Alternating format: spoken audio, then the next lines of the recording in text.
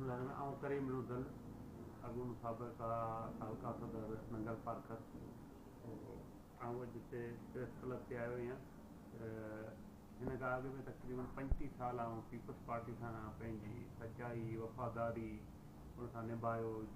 जलसा हुजनि, जुलूस हुजनि, लालकाणो हुजे, शही मोहतरमा जॾहिं 18 अक्टूबर ते आई कराची में बम धमाका हुजनि, पोइ उन्हनि सभिनि में जेको आहे पार्टी लाइ वॾियूं कुर्बानियूं ॾिनियूं, हर शइ कई।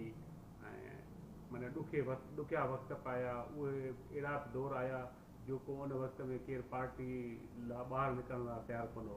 पर पोइ बि वरी असीं नंगर पार्कर मां पंहिंजे ॾुखनि सुखनि ऐं इन्हनि खां करे लालकाणे बि वियासीं, पोइ किथे किथे कराची बि, इस्लामाबाद, लाहौर में बि असांखे घुरायो योम तहसीस हो, उन में बि वियासीं। पर पार्टी लाइ तक़रीबन 35 साल जीअं मूं वटि पार्टी जो उहिदो रहियो, ईअं मूं पंहिंजी सचाई वफ़ादारी ऐं महिनत ख़ुलूस सां पोइ निभायो। अॼु पीपल्स पार्टी ॿिए खे सदर कयो आहे, ॾाढी सुठी ॻाल्हि आहे। उहो माना हिकिड़ो क़ौम जो माण्हू आहे, मूंखे उन खां पोइ कोन, मूंखे वरी उन जाइ ते ज़िले जो डिप्टी जनरल सेक्रेटरी कयो आहे।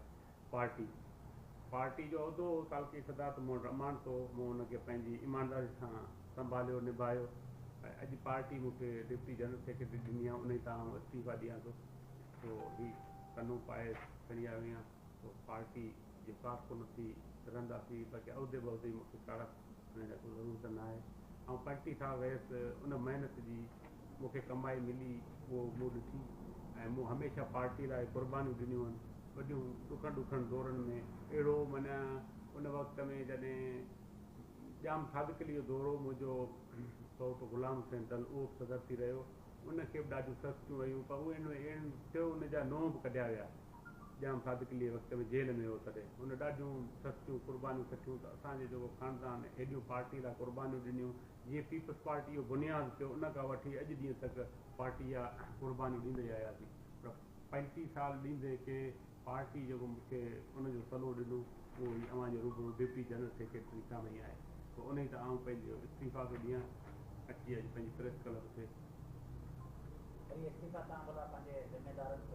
हा, ज़िम्मेदार मूं डिवीज़न जे सदर खे मोकिली आहे, ज़िले जे सदर खे मोकिली आहे, सिंध जो सदर निसार अहमद खोड़े साहिब खे मोकिली आहे। सभिनी खे असांजो उते MP आहे काफ़ी सारा सूर साहिब, उनखे मूं काफ़ी मोकिली आहे, सभिनि खे मोकिले छॾी आहे।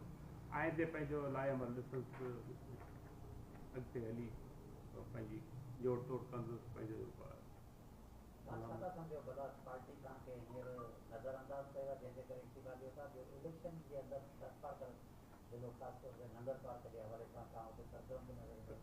नगर पार्कर में असां वटि हुतां खां MNA